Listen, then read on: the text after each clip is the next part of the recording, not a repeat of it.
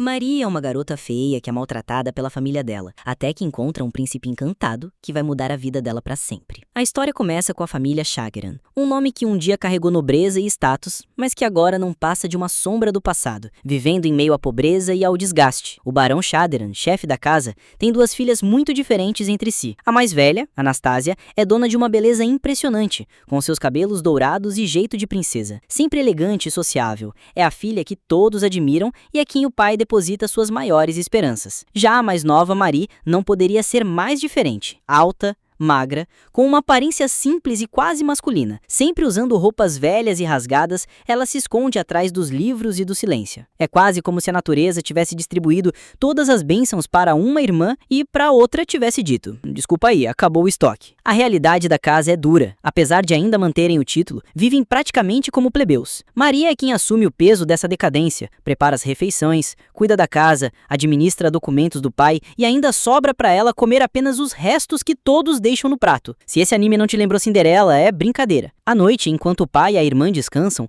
é ela quem fica acordada revisando as contas e assinando documentos em nome do barão. Mesmo exausta, encontra um certo consolo em pensar que o amanhã traria um pequeno presente, afinal, seria seu aniversário. Ingênua, acredita que talvez aquele dia pudesse reservar algo bom. Mas o narrador já adianta. Quando a vida resolve ser cruel, ela não perde tempo. No dia seguinte, a mansão se enche de convidados para uma grande celebração. Marie, feliz por acreditar que finalmente seria o centro das atenções, desce as escadas com esperança. Mas logo percebe a dura verdade. A festa não era para ela. A estrela do dia era a Anastasia. E o evento não passava de um grande desfile para apresentar a bela filha à sociedade. Uma vitrine para que algum nobre importante se encantasse e pedisse sua mão em casamento. Marie fica em silêncio, digerindo o golpe. E com aquele toque amargo de resignação, pensa consigo mesma. Claro, ser o aniversário dela nunca significaria que seria a sua festa. Enquanto Anastasia brilha, rodeada de elogios, Marie se retira discretamente, caminhando até o jardim. À beira do lago, senta-se sozinha e se perde em pensamentos sombrios, se perguntando por que nasceu tão diferente, por que nasceu feia. Rapaziada, se essa mina é feia, o mundo tá perdido, sério mesmo, que menina bonita. Misericórdia. Voltando,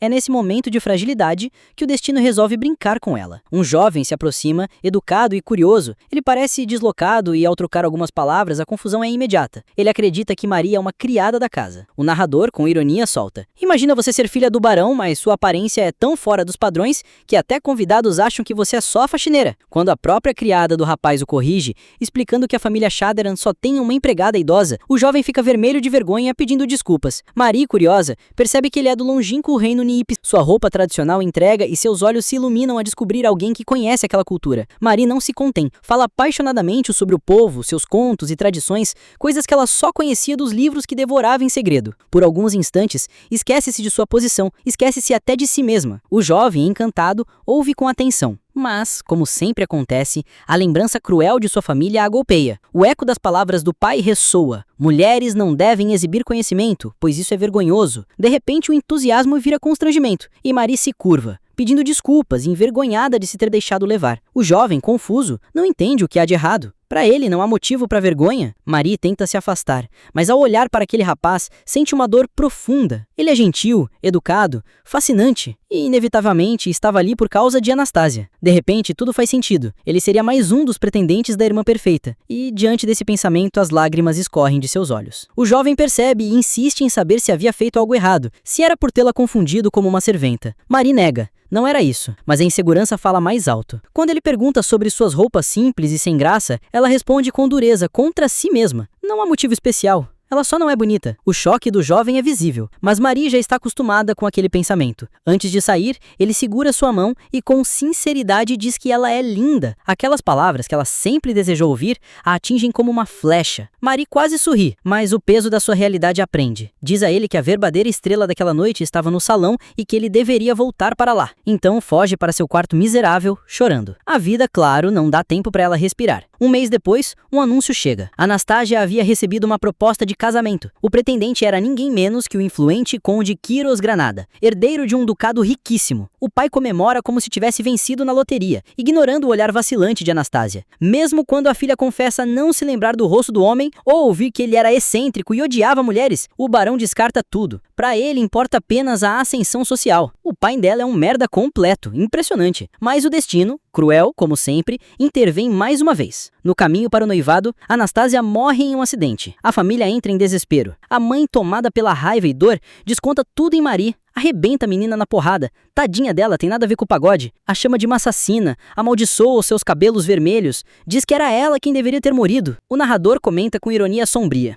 Aquele clássico. Quando algo dá errado, sempre sobra pro bode expiatório da família. O pai, por outro lado, mostra frieza. Diz que Marie deve assumir o lugar da irmã e se casar com o conde. Não por amor, não por honra, mas porque os presentes de noivado já haviam sido aceitos e revendidos. Era impossível devolver. A ordem é simples. Ela serviria de substituta, mesmo que fosse só para oferecer uma noite de conforto ao noivado enlutado. Marie, horrorizada, percebe que sua própria existência se resumia a isso: pagar pelos erros da família e pela tragédia da irmã. Sem saída, segue viagem com o pai até a residência de Kyros. A recepção já começa caótica. O barão, arrogante, perde a paciência com os criados do palácio, chega a insultar a empregada principal e quase causa um escândalo. Marie, mais uma vez, é quem tenta salvar a situação, curvando-se e pedindo desculpas em nome da família. Sua educação e humildade chamam a atenção de Mio, a chefe dos criados, que a acolhe com gentileza. Mas um momento de tensão maior acontece quando o próprio Kyros descobre a situação. Ele havia pedido a mão de Anastasia, não de Marie. Ao saber que ela estava morta, explode em frustração,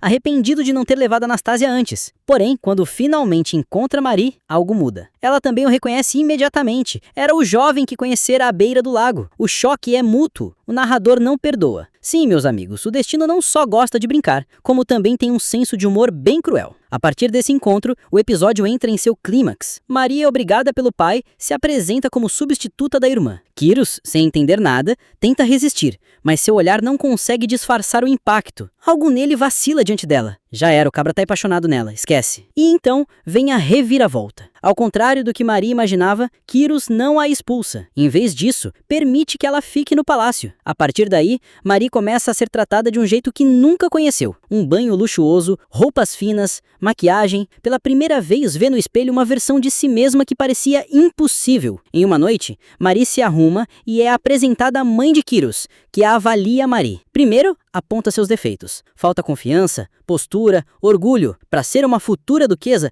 teria que se transformar completamente. Mas ao final, a aprovação é dada. Marie é oficialmente reconhecida como noiva de Kyros. De filha rejeitada e invisível, a garota agora carrega o título de futura duquesa. Mas será que esse destino é um presente? Ou só mais uma armadilha? Kyros, perdido em pensamentos, recordando a transformação de Marie. No instante em que a viu, ficou sem palavras. Ela parecia uma pessoa completamente diferente, elegante, radiante. Seus olhos, outrora melancólicos, agora brilhavam como estrelas. Segurando uma taça de vinho, ele murmurou baixinho o quanto ela estava bela. Mas seus devaneios foram interrompidos por Mio, a criada, que falou sem rodeios. Ela o lembrou da verdade. Maria havia recusado seu pedido de casamento. Suas palavras ecoaram exatamente o que Maria havia dito. Ela simplesmente não conseguiu aceitar. Kyros, sentindo-se entre a decepção e a negação, pediu para Mio não julgar a realidade em sua cara. Disse que ela era sempre muito dura. Mio, fria como sempre, respondeu que aquilo era apenas o seu dever. Então trouxe à tona a parte mais dolorosa. Kyros havia, na verdade, feito o pedido à irmã errada. Ele se defendeu dizendo que não havia como saber. Naquela noite, era o aniversário de Marie, mas ela estava sentada sozinha, escondida na escuridão, afastada da festa. Ninguém jamais imaginaria que a garota nas sombras era, na verdade, a anfitriã da comemoração. Kyros reflete sobre seu passado, lembrando que seu pai, o Duque Alfred Granado, teve duas esposas. Sua esposa oficial, Lady Laura, vinha de uma família nobre do mesmo nível do Duque. Já Lulu, sua concubina e mãe de Kyros,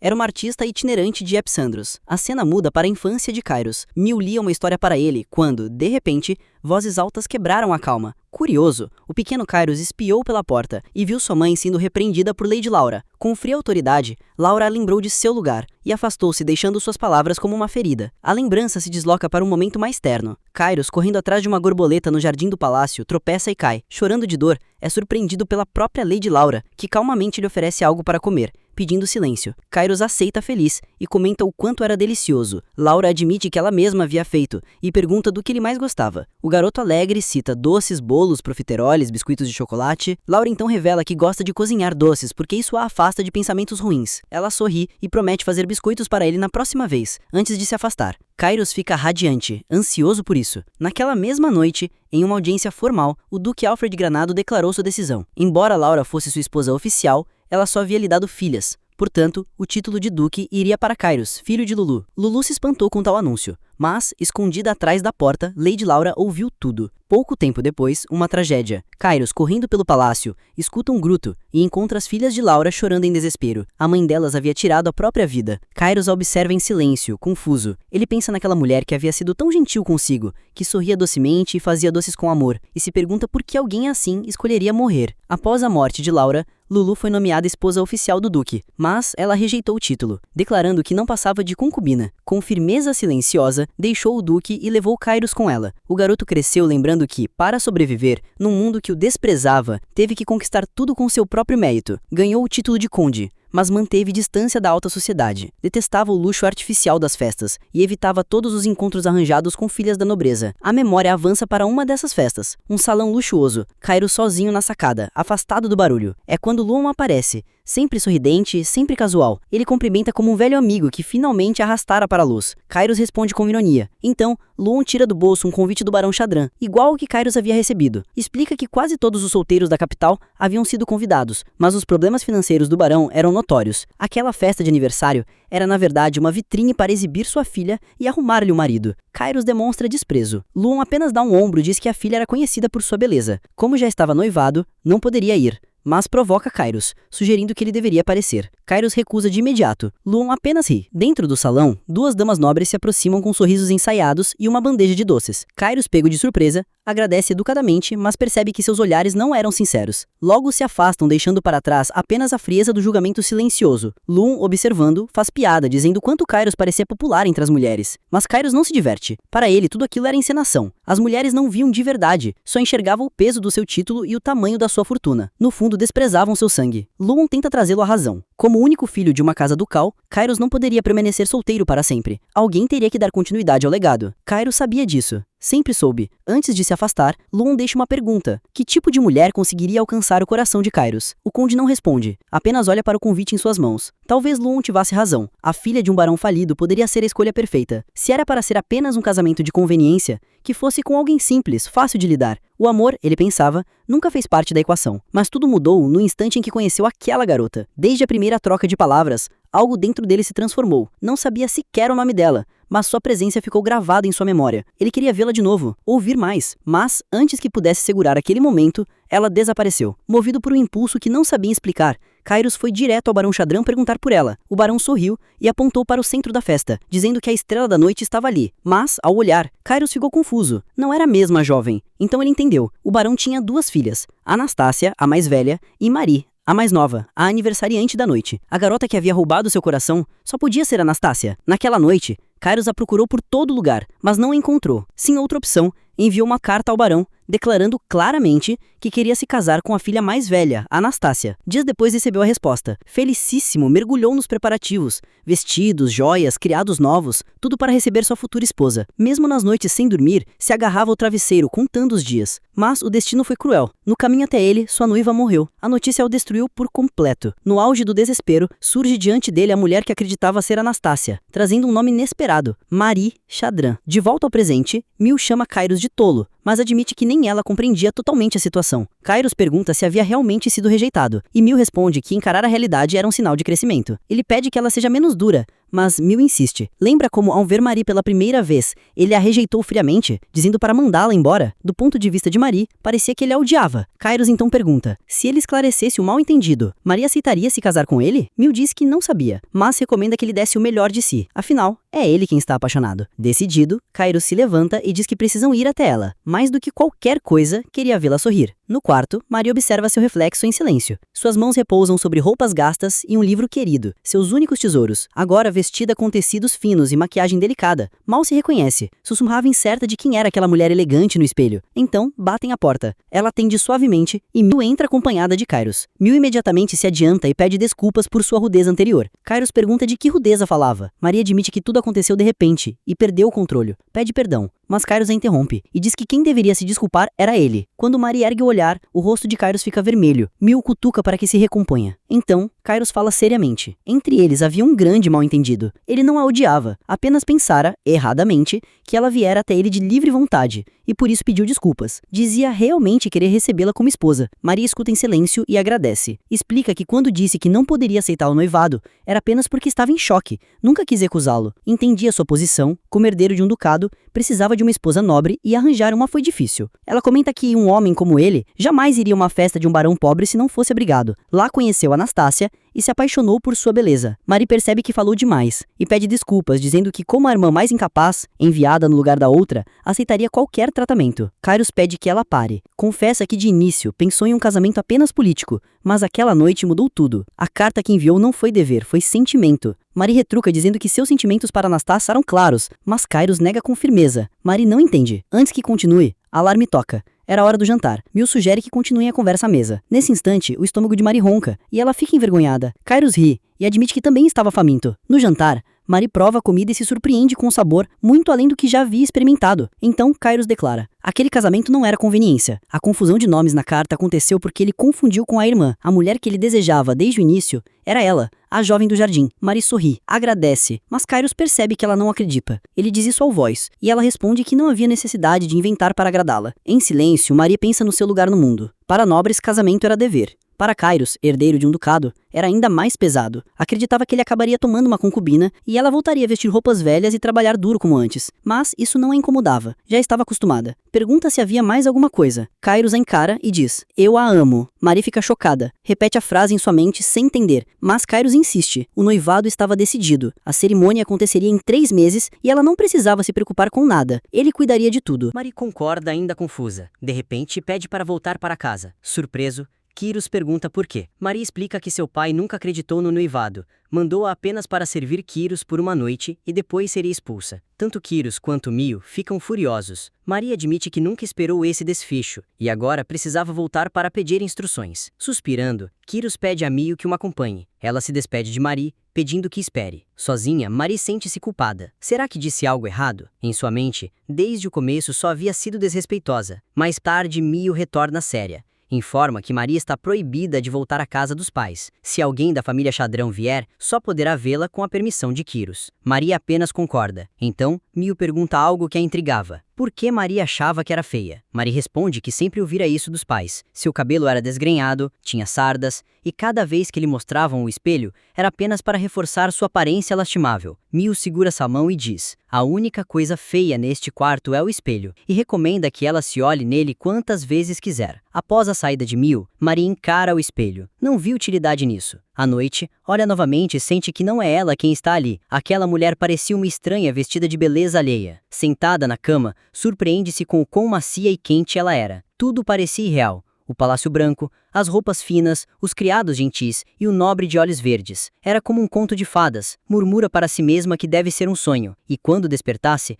a magia desapareceria, restando apenas ela, simples, esquecida e em farrapos. Lembra das palavras de Kyros, seu pedido de casamento, e fica tão envergonhada que mal consegue ficar parada. Mas mesmo que fosse sonho, não queria que acabasse. Pela primeira vez, queria sentir felicidade, ainda que apenas em sonho. Com esse pensamento, adormece. Na manhã seguinte, Maria acorda sonolenta, achando que tivera um sonho estranho. Lembra-se de acender o fogão, acordar a família e começar os afazeres. Mas ao olhar ao redor, percebe que nada era como sua antiga vida. Tudo era igual ao lugar do sonho. Imagina estar sonhando ainda e decide aproveitar mais um pouco antes de voltar a dormir. Mas uma batida na porta a assusta. Mio chama do lado de fora perguntando se estava acordada. Marie se levanta depressa e responde. Mio entra acompanhada de 2 criadas. Marie, sem jeito, curva-se até o chão para cumprimentá-las. Mio, surpresa, pergunta o que estava fazendo. Marie explicou que, como Mio havia sido muito educada, deveria retribuir se curvando ainda mais. Mio sorri e diz que não precisava disso, que podia ficar à vontade. Então Marie pergunta sobre as 2 jovens. Mio explica que agora, como noiva oficial do mestre,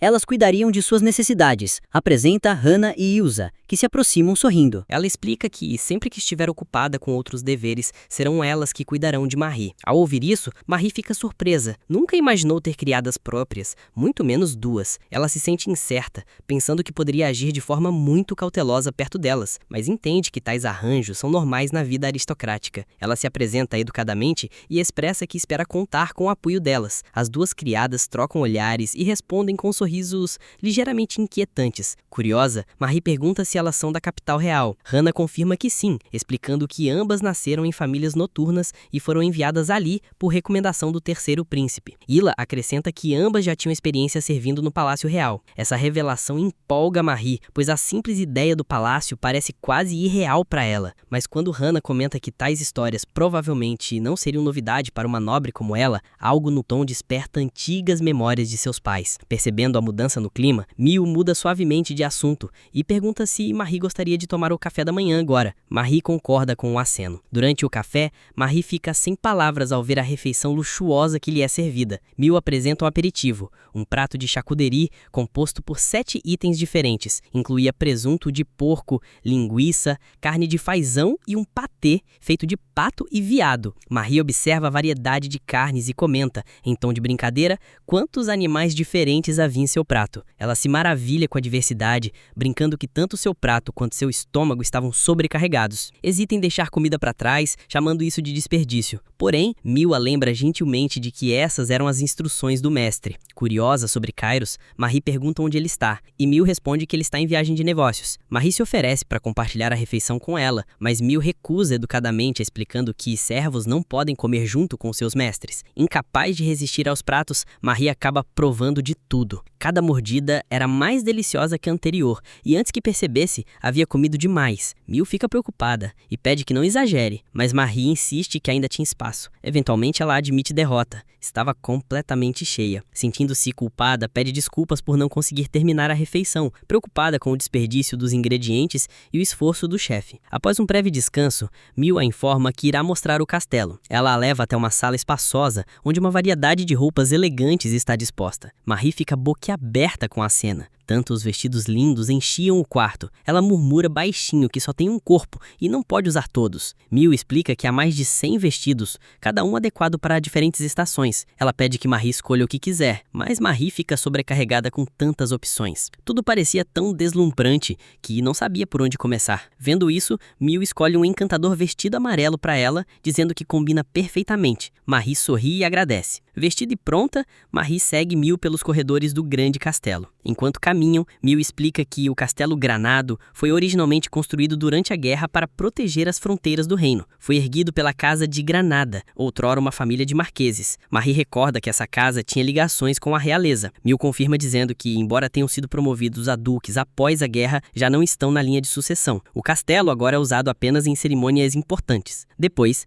Mil a guia até outra parte da propriedade, a mansão onde ela irá morar. Ao atravessarem a grande entrada, os olhos de Marie se arregalam de espanto com o tamanho e a beleza do lugar. Mil conta que a mansão foi construída pela Duquesa Lulu. O andar terrestre abriga a cozinha e os aposentos dos funcionários, além de quartos privados da família e espaços para receber convidados. Marie fica sem palavras diante de tanta elegância. Enquanto exploravam a mansão, Marie de repente vê alguém conhecido. Corre até ele e o cumprimenta educadamente, perguntando se ele é Thomas. Ela pede desculpas pelo comportamento de seu pai anteriormente. O homem parece surpreso e pergunta como ela sabia seu nome. Marie explica que o ouvira ser mencionado antes. Ele sorri, confirmando que está certo, e se apresenta como Dimavas Tender, pedindo que o chame apenas de Thomas. Marie imediatamente associa o seu primeiro nome a um herói histórico, conhecido por descobrir a ilha Luhov. Thomas fica maravilhado por ela saber disso e orgulhosamente revela ser justamente de lá. Ele parece radiante, mas o clima alegre é rapidamente interrompido. Mil intervém, prendendo-o ao chão e lembrando severamente que Marie está noiva do seu mestre. Ele não deve tocá-la sem permissão. Thomas se apologiza rapidamente, chocado com a reação. Em seguida, Mil leva Marie ao seu novo quarto. Embora o castelo já tivesse causado uma forte impressão, o aposento também se mostra deslumbrante. Marie não consegue deixar de admirar a beleza e elegância do lugar. Curiosa, ela pergunta se Lord Kairos negocia com países do mundo inteiro, já que notou vários itens estrangeiros espalhados pela mansão. Mil explica que o comércio, na verdade, é restrito à República Abissandro. Os objetos que Marie viu pertenciam aos funcionários, cada um oriundo de diferentes nações. O chefe era de Flareia, o jardineiro da região de Bandal. Descobre-se então que que pessoas de muitas terras trabalhavam ali. Marie cita Thomas como um exemplo, destacando a diversidade da casa. Mill concorda, explicando que no reino onde a discriminação era comum, Lord Kairos escolhia contratar com base em habilidades, não em origens. Essa bondade e justiça haviam conquistado a lealdade de todos. Marie então pergunta sobre a origem de Mill. Calmamente, ela conta que foi abandonada ainda criança, deixada à beira da estrada, mas afirma que não havia tristeza em sua vida. Ela ainda assim foi feliz. Quando Kairos era jovem, ela costumava consolá-lo, o que faz Marie se perguntar qual seria a idade real de Mill. Ela continua dizendo que, apesar das diferentes origens de todos ali, Ila e Hannah, que seriam as atendentes de Marie, vinham de linhagens nobres e carregavam-se com orgulho. Marie escuta em silêncio, mas seu coração deseja ouvir histórias que sempre sonhara. Contos de terras distantes, de heróis ferguidos ou do canto de um pássaro mágico de penas arco-íris. Mesmo assim, ela sorri, grata pelos esforços de todos em fazê-la se sentir acolhida. Promete a si mesma aprender tudo o que puder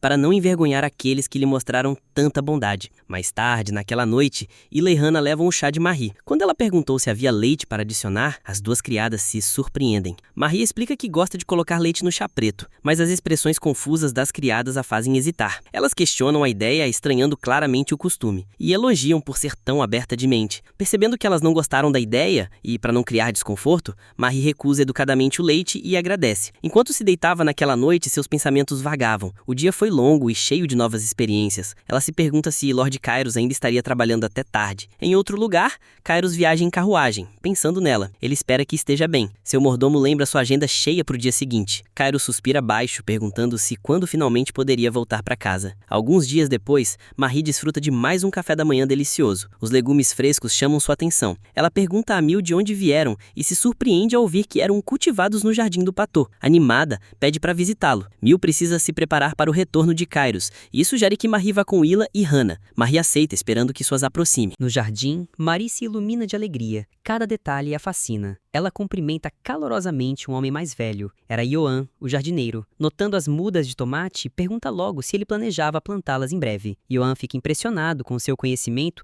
e pergunta se ela tinha experiência. Maria explica que sua família dependia muito de seu próprio jardim, tanto para a alimentação quanto para a venda do excedente. Ela fala naturalmente sobre distâncias de plantio e as dificuldades de cultivar tomates. Ioan sorri e se oferece para mostrar mais. Quando Maria dá um passo à frente, Ila e Hannah exclamam em descrença. Estão chocadas que ela ousasse pisar na terra. Cochicham entre si, zombando da ideia de se aproximar de sujeira ou insetos e insultando indiretamente Ioan. As palavras doem. Maria aperta as mãos. Talvez pudesse tolerar que falassem dela, mas não suportava que desrespeitassem alguém tão bondoso quanto Ioan. Quando ele se afasta, ela corre para detê-lo. Ao pisar no solo, hesita um instante, lembrando dos sapatos finos que usava, presente de Kairos, e recua. Mais tarde, naquela noite, Hannah deseja boa noite para Marie e se retira. Incapaz de dormir, Marie decide pegar um copo d'água. Ao sair, percebe uma luz acesa em um dos quartos. Curiosa, segue até lá e encontra Lord Kairos ainda acordado. Ele cumprimenta gentilmente e a convida a se sentar.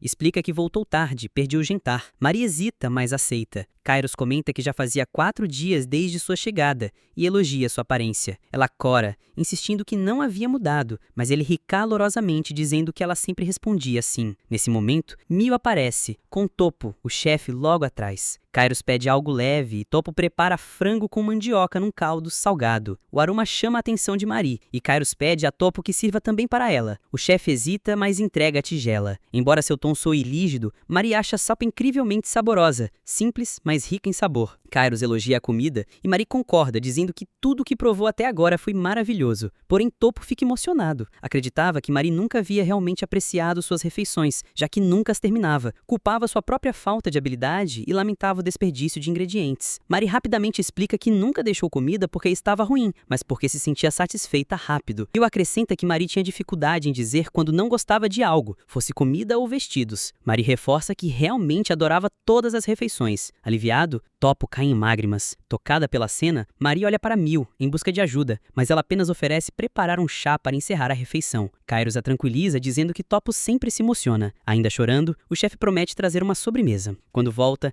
a sobremesa impressiona tanto Kairos quanto Marie. Ele elogia com entusiasmo e ela pergunta quantas maçãs foram usadas para algo tão incrível. Ao observá-los, Kairos pensa consigo que Topo não percebia que outras pessoas não comiam tanto quanto ele. Sugere que dividam todos juntos a sobremesa. O chefe surpreende, mas se emociona. Após terminarem, ele se despede respeitosamente. Quando a sala se acalma, Kairos pede desculpas a Marie. Não queria colocá-la em posição de sempre pensar nos outros primeiro. Ele pergunta com suavidade se havia algo mais difícil para ela além da comida. Marie responde que tudo tem sido maravilhoso e que parecia um desperdício alguém como ela receber tanta bondade. Kairos menciona Ila e Hannah, perguntando como estavam as coisas. Marie, após uma pausa, responde que cuidavam bem dela. Ele explica que uma pessoa de confiança as havia recomendado. Como futura duquesa, ele queria que ela fosse tratada com o respeito merecido. Então seu tom se torna mais sério. Ele diz que o hábito de Marie de suportar desconfortos em silêncio era preocupante. Só porque alguém a tratava bem não significava que precisava fingir estar feliz. Se algum dia não estivesse, deveria dizer.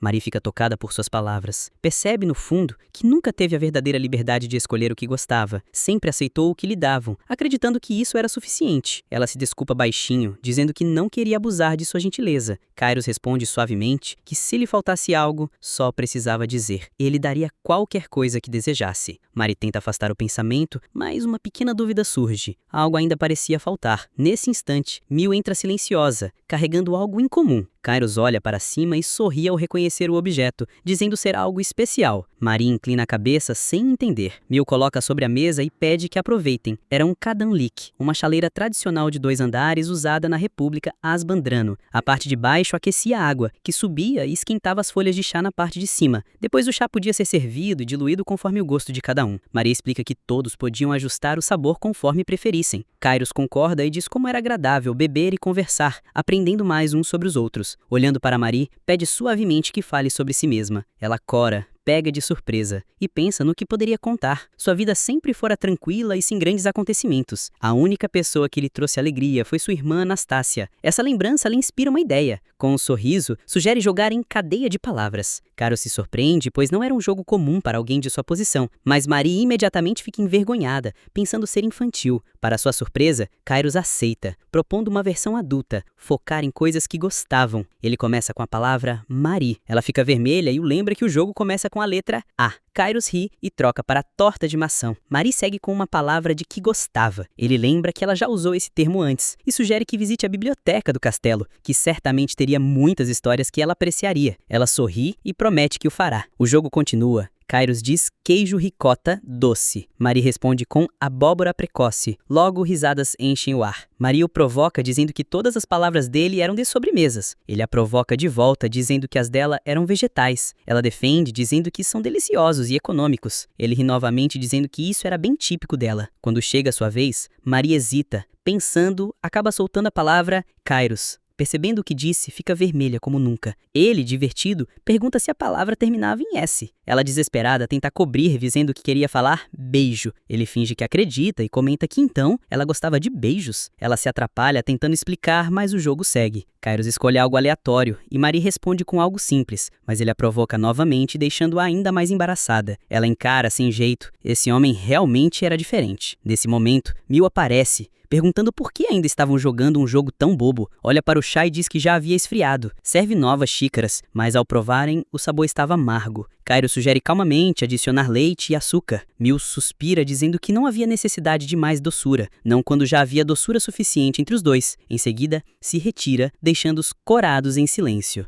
Mas em silêncio, pensavam os dois, que o jogo de palavras tinha sido um dos momentos mais divertidos que eles tiveram até então. Marie no silêncio de seu sono. Ela reflete sobre seu papel no mundo em que foi forçada a entrar. Para ela, não passava de uma substituta, um preenchimento no lugar de sua falecida irmã, Anastácia. Enviada para um casamento político, nunca se viu como algo além de uma figura decorativa, alguém para ocupar um vazio, mas não para ser realmente amada. Ainda assim, dentro dessa tristeza, as palavras de Lord Kairos ecoam em sua mente. Ele havia lhe pedido uma vez para falar sobre si mesma. Para ele, ela não era apenas um substituto. Ele queria conhecê-la. A cena muda para Kairos deitado em seu quarto, segurando firmemente um travesseiro, incapaz de deixar de pensar em Marie. De repente, Mil aparece ao seu lado, quebrando o silêncio e o assustando. Ela traz Marie à tona imediatamente, perguntando o que ele sentiu ao vê-la novamente. Kairos diz que a ama e começa a descrever como ela estava linda. Mil suspira profundamente e o lembra da promessa que ele havia feito 5 dias atrás. Ele dissera que Marie deveria receber cuidados adequados e tudo o que merecia.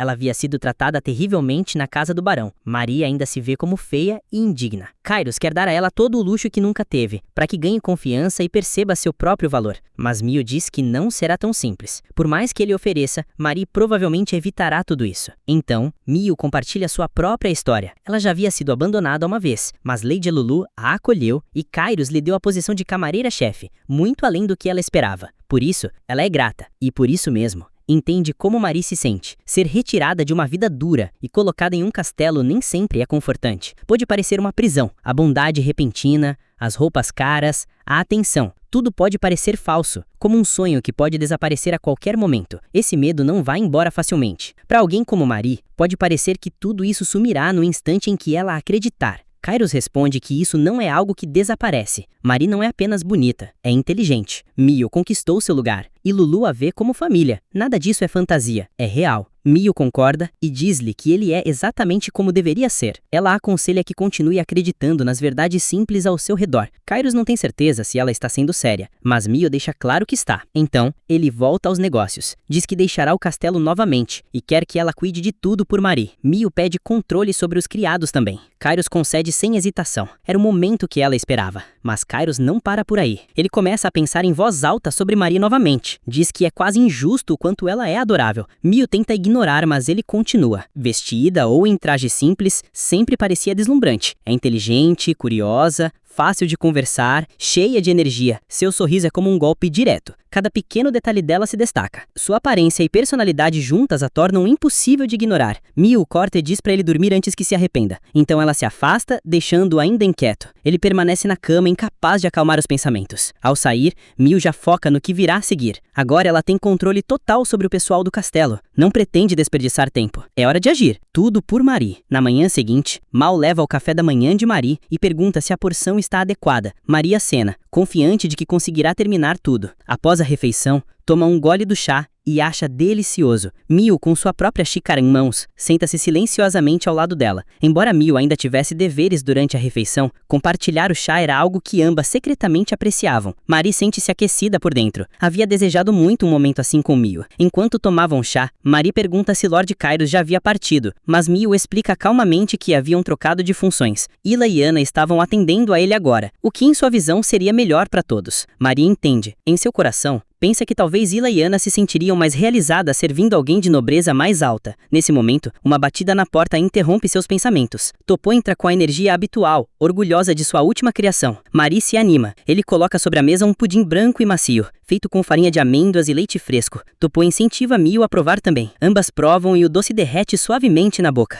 Topô sorri, cheio de orgulho, ansioso para preparar mais para todos no castelo. Antes que ele saísse, Maria interrompe gentilmente. Ela se lembrou de como Ila e Ana haviam reagido ao leite no passado. Embora nada tivesse sido dito diretamente, seus comentários sutis a fizeram sentir que não gostavam. Mal se irrita um pouco ao ouvir isso, mas Maria insiste que era apenas uma questão de gosto. Ela pede a Topor que faça o pudim sem leite. Ele aceita sem hesitação. Ao sair, Mio olha para Marie com admiração silenciosa, pensando em como ela era realmente atenciosa e bondosa. Mais tarde, enquanto Marie e Mio passeavam pelo castelo, Marie disse que tinha certeza de que Ila e Hannah ficariam surpresas com o quão bom estava o pudim. Nesse momento, Tomás veio correndo em direção a elas, chamando por Marie. Ele disse que estava a caminho do quarto dela. Mio percebeu o embrulho em suas mãos e perguntou o que era. Tomás explicou que tinha acabado de chegar da família de Marie, a casa de Chanderan. A expressão de Mio escureceu. Ela repreendeu Tomás, perguntando por que ele tinha trazido aquilo ali. Chocado, Tomás se atrapalhou e deixou o pacote cair. Ele se abriu, revelando as roupas velhas e gastas de Marie, junto de alguns pertences. Tomás gaguejou, dizendo que o mestre tinha ordenado que qualquer coisa vinda de Chanderan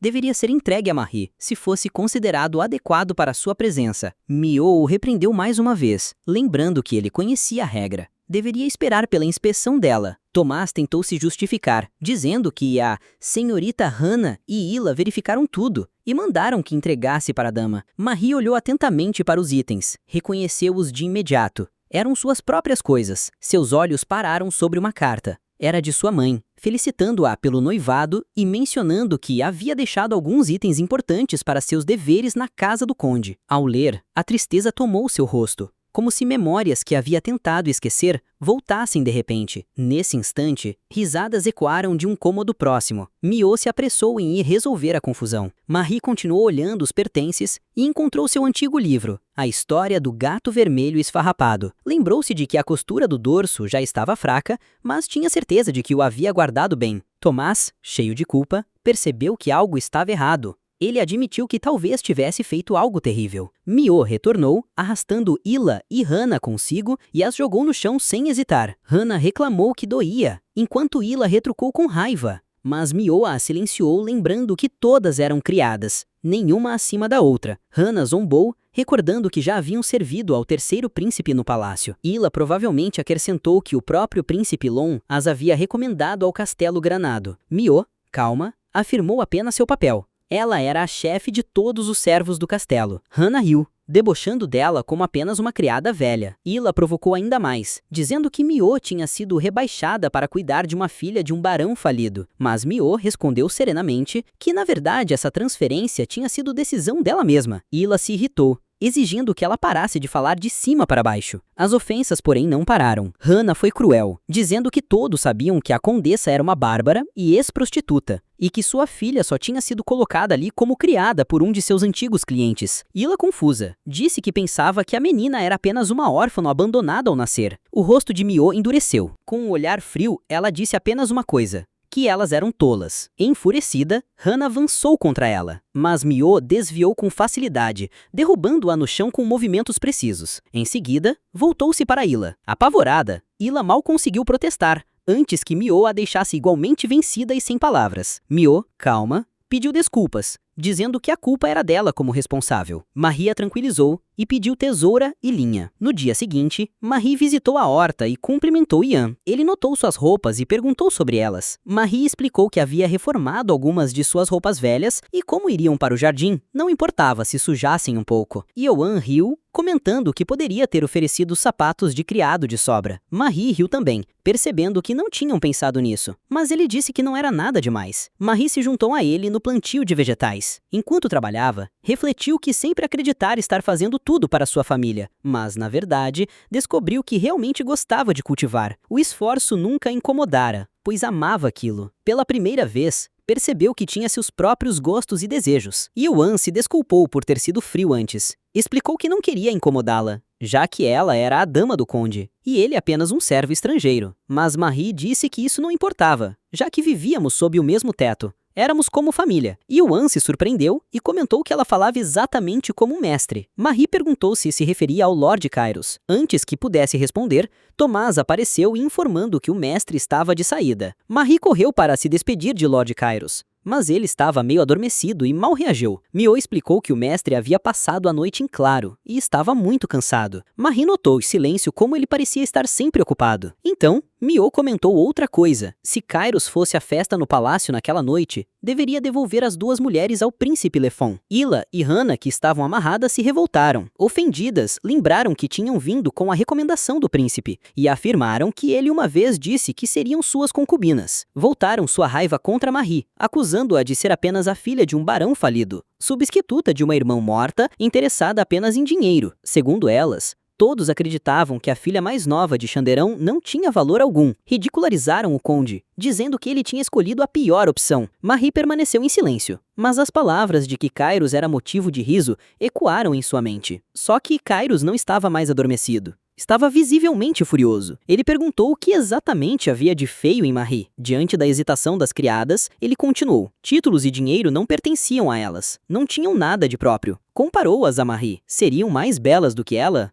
Mais honradas? Mais inteligentes ou mais condosas? Havia nelas qualquer coisa digna de ser amada? Do ponto de vista dele, nada. Ila e Hannah caíram de joelhos. Kairos ordenou que as levassem. Tomás obedeceu, em silêncio. Então, Marie deu um passo à frente e pediu desculpas suavemente. Kairos olhou para ela e perguntou: desculpas, por quê? Marie explicou que as mulheres disseram que era por causa dela que riram dele. Sem reagir muito, Kairos colheu o orégano e colocou atrás das orelhas dela, dizendo que não havia nada nela que fosse motivo de riso. Seu cabelo vermelho parecia ainda mais radiante contra o verde. Seus olhos brilhavam como estrelas. Sua mente estava cheia de conhecimento e curiosidade, e o jeito como ela sorria ao falar do que amava a tornava ainda mais bela. Tudo nela era simplesmente belo. Ele se inclinou como se fosse beijá-la, mas Miope errou e interveio lembrando o mestre de que o tempo era curto. Kairos hesitou por um instante, confuso, antes de concordar. Tuna, que surgira por perto, comentou sobre o momento. Disse que só tinha vindo colher ervas para tratamentos, mas acabou testemunhando algo doce. Yuan, ao lado, perguntou se o orégano que ele havia cultivado estava sendo útil. Marie, corada, cobriu o rosto com as duas mãos. Mais tarde, todos se reuniram para se despedir de Kairos, que partia para o Palácio Real. Ele ficaria 10 dias fora para a cerimônia. Quando voltasse, começariam os preparativos formais para o noivado. Enquanto Kairos partia, Marie repetia em sua mente as palavras dele. Não há nada aqui que seja motivo de riso, mas no fundo seu coração ainda lutava contra aquelas dúvidas persistentes. Dias depois, Marie recebeu uma carta com caligrafia elegante e tom formal. À primeira vista, parecia um convite caloroso, parabenizando-a pelo noivado com o Conde Kairos. Mas conforme lia,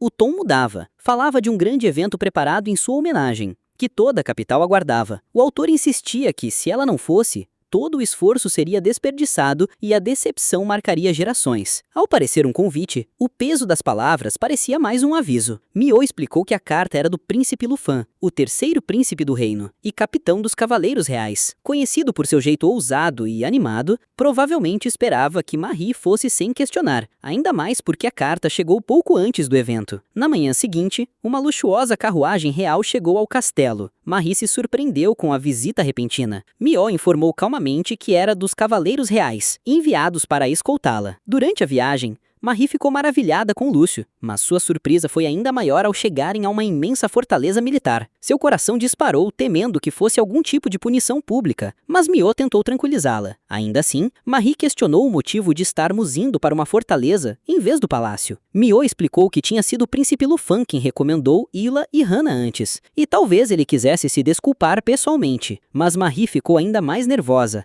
achando que poderia ser algo pior. Mio observava atentamente os arredores, tentando adivinhar o que o príncipe poderia estar planejando. Talvez uma brincadeira boba, uma chuva de cebolas, ou até uma piscina de gelatina. O que fosse, certamente refletiria a imaginação selvagem do príncipe. Inesperado, mas não cruel. Então, decidiram aguardar e ver. Ao entrarem na fortaleza, tiveram uma surpresa. Não era um campo militar, mas sim um festival animado, repleto de multidões e barracas de feira. Maria olhava ao redor, impressionada com a atmosfera alegre, enquanto Mio explicava calmamente que já fazia 50 anos desde o fim da guerra e que a paz havia permitido esse tipo de celebração. Ela entrega a Maria um doce, embora Maria nem lembrasse quando ela havia comprado, e a agradece suavemente. Maria se perguntou se deveria procurar o príncipe Leifon para cumprimentá-lo. Mio, calma como sempre, disse que não era necessário. Era até possível que o príncipe nem tivesse aparecido. Maria achou estranho e um pouco decepcionante, que talvez estivesse ali apenas para aproveitar a festa sem nenhuma recepção oficial. Mio falava de forma calma, mas suas palavras mostravam que ela não tinha uma compreensão clara do que o príncipe Luan realmente pensava. Marie percebeu o tom e sentiu que Mio parecia incomumente dura quando se tratava do príncipe. As duas caminharam juntas pela multidão. Marie olhava para a cena animada e se perguntava se aquilo não parecia pequeno ou simples demais para alguém da família real. Mas Mio explicou que eventos como aquele eram raros, mesmo naquela escala. O que realmente a incomodava era o silêncio. Nenhuma palavra sobre aquele festival havia chegado ao Castelo Granado. Se o príncipe Leão tivesse planejado tudo em segredo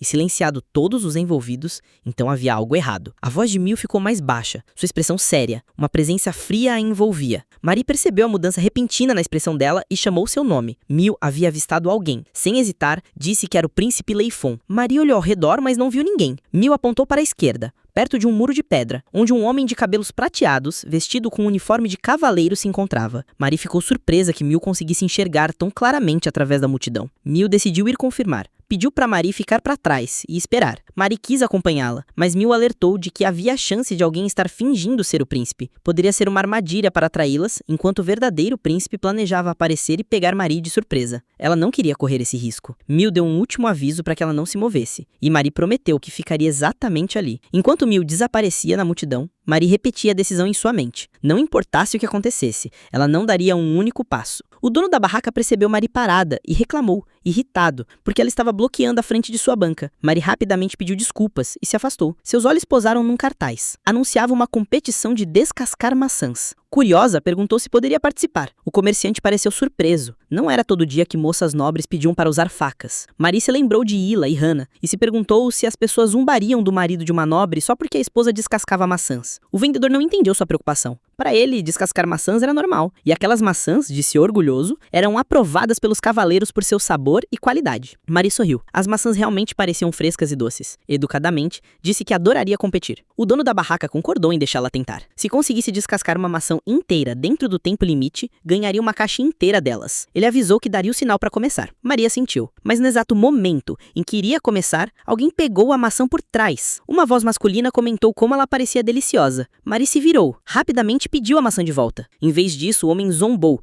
brincou com a maçã como se fosse uma piada e então deu uma mordida. O dono da barraca interveio, dizendo que a cliente estava se divertindo e perguntou por que ele tinha que estragar o momento. Então, ele se referiu ao homem como o príncipe. Mari ficou surpresa. Percebeu que quem estava brincando com ela não era outro senão o príncipe Leifon. O príncipe disse calmamente que estava apenas se divertindo um pouco com a noiva de seu amigo, agindo como se fosse apenas uma brincadeira. Mari observava em silêncio, ainda chocada com o comportamento dele. Nesse momento, Mil reapareceu, arrastando outra pessoa consigo. Ela confrontou o verdadeiro príncipe, expondo a situação. Luan não negou. Orgulhosamente apresentou-se como Luan Sanyashik Adultius, o terceiro príncipe do reino e capitão dos cavaleiros. Mais do que isso, afirmou ser um amigo próximo de Kyros. Então voltou-se para Mari com um sorriso encantador, cumprimentando-a diretamente. Mari permaneceu paralisada, se perguntando se essa era a verdadeira natureza de um príncipe. O príncipe começou a passear pelo festival ao lado de Mari e Mil. Mil, em tom de brincadeira, disse que ele demorou tanto a aparecer que quase havia ido embora apenas com Mari. Lofan respondeu no seu jeito habitual e encantador, mas Mil logo cortou o clima com facilidade. Enquanto caminhavam, Lofan sugeriu que fossem a um salão da nobreza, onde um buffet luxuoso os aguardava. A simples menção dos círculos nobres deixou Mari desconfortável, já que ela pensava não ser merecedora daquele local, e os rostos de Ilsa e Hannah surgiram em sua mente. Mesmo assim, ela recusou educadamente, dizendo que não estava com fome. Lofan percebeu imediatamente a verdadeira razão. Ele a tranquilizou, dizendo que Ilsa e Hannah não estavam mais por perto, e até pediu desculpas por tê-las recomendado sem saber que tipo de pessoas realmente eram. Isso é foda mesmo, colocar aquelas minas chatas do caramba pra Mari, tadinha. Continuando, Mari insistiu que não era por causa delas, mas sim pela pressão de estar em um ambiente tão elegante, algo que a deixava nervosa. Entendendo isso, Lofan rapidamente mudou de assunto e ofereceu algo mais emocionante: assentos reservados na exibição de esgrima, que na verdade era uma troca sincera de espadas. No começo, Mari hesitou. Antes que pudesse responder, Mil interveio com delicadeza, lembrando que competições nunca foram do gosto dela. Lofan ficou visivelmente surpreso. Mari, envergonhada, rapidamente mudou sua posição e concordou em ir. O rosto de Lofan se iluminou. Ele declarou confiantemente que poderia derrotar qualquer cavaleiro com a espada. A cena então muda para a grande arena, onde as semifinais da exibição de esgrima do reino de Jilts estavam prestes a começar, e Lofan parecia satisfeito com o clima vibrante. Ele comentou como o evento do ano anterior havia sido tão entediante que acabou dormindo, sendo acordado com um beliscão de Kairos. Maria observava em silêncio o carinho e a admiração que o príncipe demonstrava ao falar de Kairos, e percebeu que gostava de ouvir suas histórias. Mil, ao lado dela, notou que compartilhar paixões sempre poderia ser prazeroso. Pouco depois, Mil decidiu sair para explorar mais barracas de comida. Mesmo já tendo falido uns 4 restaurantes ali, a mina não para de comer. Para sair tudo isso é só por Deus. Lofan a provocou, dizendo que o apetite dela parecia outra dimensão e desejou que aproveitasse. Com Mil fora, o foco voltou para a arena. Um guerreiro de armadura negra entrou em campo, chamando imediatamente a atenção de Lofan, que comentou sobre sua presença marcante e insinuou sua habilidade. Mari ouvia, mas se manteve calada. Então, Lofan perguntou se ela costumava assistir a duelos como aquele, com Kairos. Mari hesitou, sem saber o que responder. Lofan riu, dizendo que ela era diferente das outras garotas que conhecia. Ele então compartilhou uma memória de quando conheceu Kairos pela primeira vez ainda na escola. Ambos eram do mesmo ano, mas não começaram bem. Kairos havia repreendido por julgar os outros apenas pelo status social, e a discussão rapidamente se transformou em uma briga de socos. Lofan recordou a cena com risadas, claramente sem ressentimento, enquanto Mari ficava surpresa com a intensidade do primeiro encontro entre os dois. Enquanto conversavam, o guerreiro de armadura negra encerrou sua luta em um único movimento preciso, vencendo a semifinal. Marie ficou surpresa, sem nem conseguir acompanhar. Lofan explicou que o guerreiro havia desarmado seu oponente com um único golpe e ainda se contido, mostrando misericórdia. Ele parecia impressionado com o controle e a consideração que o guerreiro demonstrava. Então perguntou a Marie se ela achava aquilo admirável, lembrando que muitas garotas se sentiam atraídas por homens fortes, mas Marie admitiu que força não a confortava. Ao contrário, a deixava inquieta, como se essa mesma força pudesse ser usada contra ela. Lofan achou a visão dela pessimista demais, mas Marie apenas se desculpou. De repente, ele mudou o rumo da conversa e perguntou sobre o seu noivado com Kairos. Queria saber por que ela havia se tornado sua noiva. Marie foi pega de surpresa. Em seus pensamentos, refletiu uma verdade que nunca havia dito em voz alta. Ela foi escolhida apenas como substituta da sua irmã mais velha. Poxa, o que ela passou em casa deixou um trauma muito forte nela. Continuando. Antes que pudesse dizer mais, o anúncio da final ecoou. O campeonato seria decidido entre o Cavaleiro Verde e o Guerreiro Negro. O duelo foi breve, mas intenso. Em poucos movimentos, o Guerreiro Negro conquistou a vitória. A multidão explodiu em aplausos. Durante a cerimônia de premiação, o guerreiro surpreendeu ao ajoelhar-se para verificar a condição do seu oponente derrotado, ao invés de comemorar. Maria observou atentamente aquele gesto simples, mas significativo. Pela primeira vez, ela sentiu que talvez assistir àquelas batalhas não fosse tão ruim desde que fossem travadas por alguém como ele. Mil retornou empolgada, afirmando ter descoberto algo. Estava convencida de que o guerreiro negro era próprio, o mestre Kairos. O modo como ele se movia, sua postura, tudo coincidia. Marie ficou em choque com a possibilidade. Para testar sua teoria, Mil gritou com uma voz diferente, alto o suficiente para ecoar por toda a arena. O guerreiro reagiu, olhando para o som, mas Mil e Maria já haviam se abaixado. A plateia explodiu em rumores. Aos poucos, todos começaram a suspeitar que o homem mascarado era Kairos, da Companhia Granado. Os gritos se multiplicaram, principalmente vindos das mulheres, que clamavam para ver seu rosto. Por fim, o guerreiro revelou a face. Era realmente Kairos. A arena explodiu em aclamações. Mil explicou que todos os nobres do reino recebiam treinamento em esgrima, mas Kairos havia passado por treinamentos muito mais rigorosos desde a infância, provavelmente para a defesa pessoal. Marie escutava em silêncio, absorvendo tudo. Louis Fon, atento às expressões dela, agradeceu-lhe por mostrar uma reação genuína, algo que ele não havia visto durante todo o dia. Marie começou a perceber que ele provavelmente já sabia da identidade de Kairos desde o início. Mais tarde,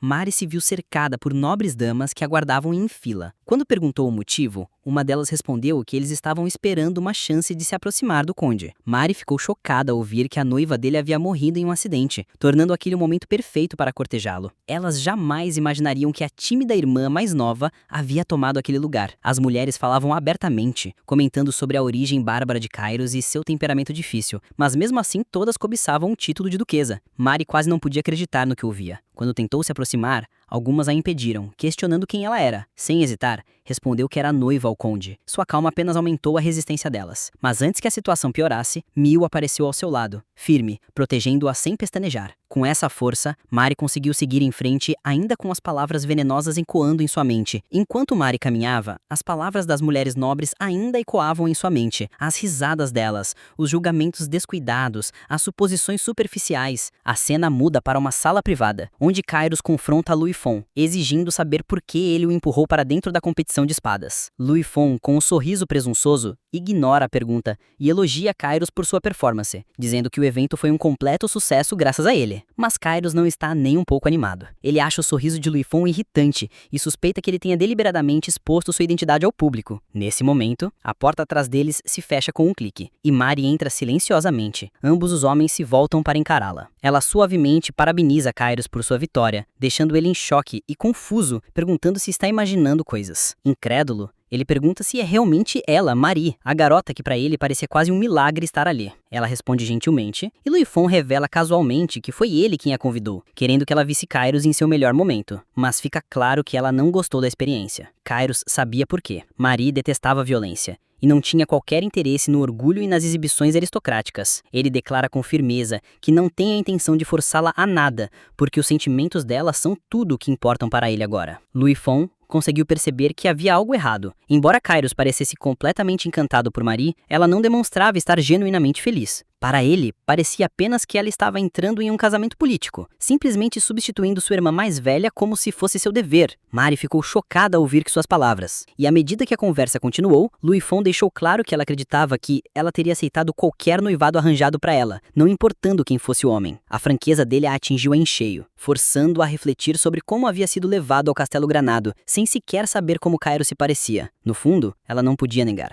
Mas Luifon não parou. Ele afirmou abertamente que Mari não amava Kairos, nem parecia pensar muito nele. Kairos, irritado com a maneira como ele falava com ela, interveio e exigiu uma explicação. Luifon admitiu que uma vez se sentiu feliz ao ouvir sobre o noivado de Kairos, acreditando que seu amigo teimoso finalmente havia encontrado alguém capaz de derreter seu coração. Mas agora, percebendo que tudo não passava de um arranjo político, com uma garota que não valorizava Kairos, nem o mundo do onde ele vinha, ele não conseguiu esconder sua decepção. Mal ele sabe que esses dois aí vira e mexe ficam vermelhos como pimentão de vergonha um do outro. Ele continuou. Luifon sacou sua espada e avançou, forçando Kairos a se defender. O confronto foi rápido, mas muito intenso, e Mari ficou paralisada de medo. Luifon, ainda fervendo de raiva, declarou que dessa vez queria mais do que aplausos da arena. Queria vê-la tomada de gritos. Mas Kairos, focado e determinado, jurou fazê-lo retirar cada insulto que havia lançado contra Mari. Depois que Luifon foi embora, Mari correu até Kairos e a implorou. Ela reconheceu a verdade nas palavras de Luifon. Admitiu sua própria fraqueza,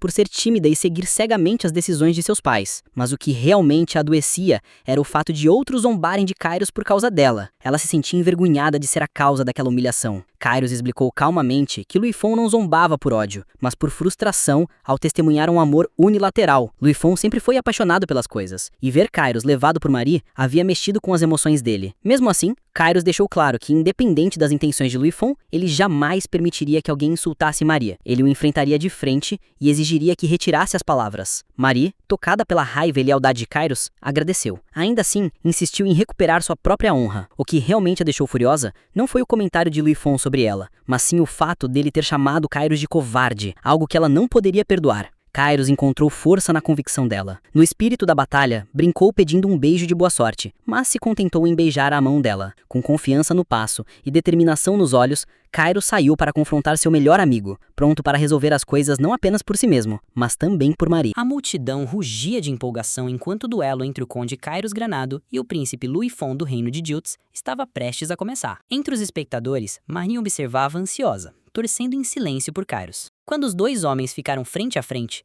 Kairos advertiu Luan a usar o capacete, ou correria o risco de se machucar seriamente. Mas Luan retrucou, dizendo, se Kairos perdesse aquele rosto nobre, talvez Mari finalmente o odiasse. Nenhum dos dois deu ouvidos à razão. Ambos jogaram os capacetes pro lado, determinados a resolver aquilo apenas com orgulho. O som das espadas ecoava pela arena. Cada golpe era poderoso, lançando ondas de choque pelo ar. Miu, observando da lateral, notava que a força deles parecia equilibrada, mas logo Luan ganhou vantagem, conseguindo derrubar a espada de Kairos. Ainda assim, Kairos se recusou a ceder. Movido pela determinação, lançou-se para frente e desferiu um soco que fez a espada de Luifon voar também. Sem armas, continuaram nos punhos, golpe após golpe, até que Kairos acertou um soco certeiro que derrubou Luan. A plateia explodiu em aplausos. Mari, incapaz de conter a emoção, gritou pelo nome de Kairos, antes de perceber o quão alto havia falado. Suas bochechas coraram de vergonha. Kairos levantou o olhar e a chamou, pedindo que descesse até ele. Ela deu alguns passos, incerta do que ele queria,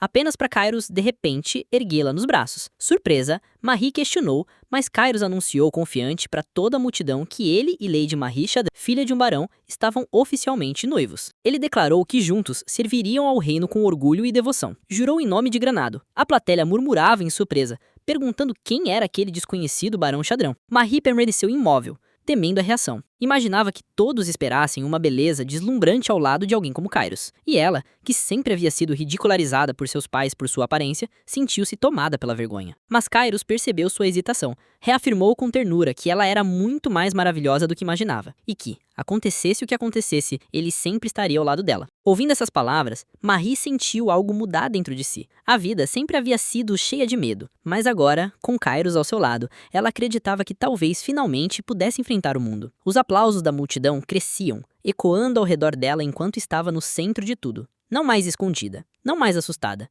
apenas surpresa e, talvez pela primeira vez, esperançosa. Mais tarde, naquela noite, Mari voltou à mesma loja para finalmente participar do concurso de descascar maçãs. O lojista se lembrava dela e se desculpou por não ter impedido a travessura do príncipe mais cedo. mas Marie aceitou calmamente e expressou interesse em competir dessa vez. Assim que estava prestes a começar, alguém mais uma vez roubou sua maçã. Dessa vez, foi Kairos. Divertido com a situação, ele perguntou se podia participar ao lado dela. Marie concordou e Kairos habilmente descascou a maçã com facilidade, explicando que sua experiência em acampamentos a ajudara a se tornar bom em tarefas assim. Conforme continuavam, Marie comentou sobre o príncipe Luifon. Para a surpresa deles, Luan surgiu de repente, afirmando estar em ótima saúde. Kairos se distraiu e deixou sua maçã escapar, culpando Luan pelo incidente. Em seguida, entregou uma maçã a ele e insistiu para que tentasse também. Curioso, Kairos perguntou a Marie se havia algum truque para descascar melhor. Ela explicou seu método: manter o caule para baixo, girar a maçã e aproveitar ao máximo cada parte comestível. Ela revelou que isso havia se tornado uma necessidade em sua vida, para evitar desperdícios, insinuando as dificuldades que enfrentara no passado. Kairos admirou silenciosamente sua força e resiliência,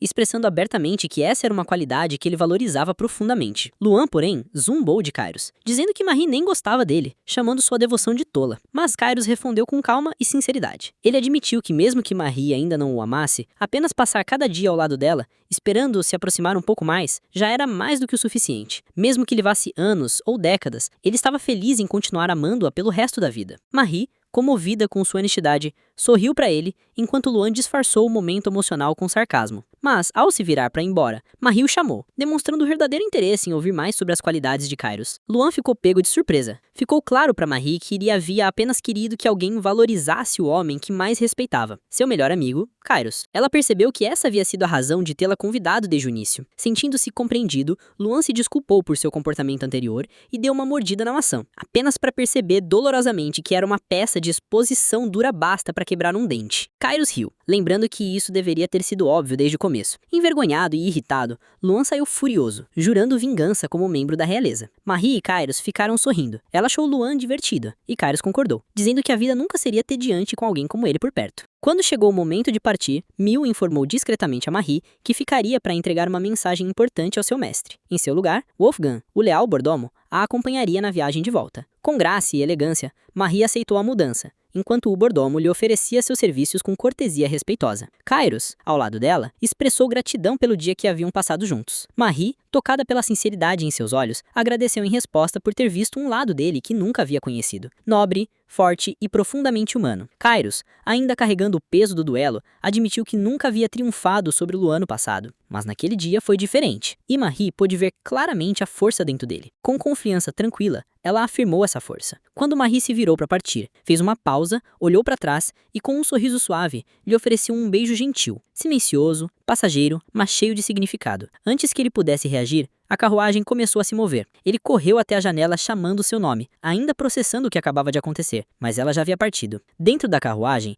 os pensamentos de Marie vagaram para o futuro. Em 2 meses, ela se casaria com um homem que antes havia sido prometido para sua irmã. Era uma união arranjada por equilíbrio político, não nascida do amor. De volta à propriedade, Mil entregou a Kairos uma carta selada e marcada pela família Xadrão. Ele a examinou atentamente, reconhecendo a caligrafia no emblema. Era inegavelmente dos pais de Marie. No entanto, as palavras na página despertaram algo dentro dele. Ele se virou para Mil e perguntou em voz baixa, como se precisasse ouvir aquilo em voz alta. O Barão Xadrã e a sua esposa eram realmente os pais biológicos de Marie? Curtiu esse episódio? Já deixa o like e se inscreve no canal para eu continuar trazendo mais. Esse romance de esquenta o coração. Até o próximo vídeo.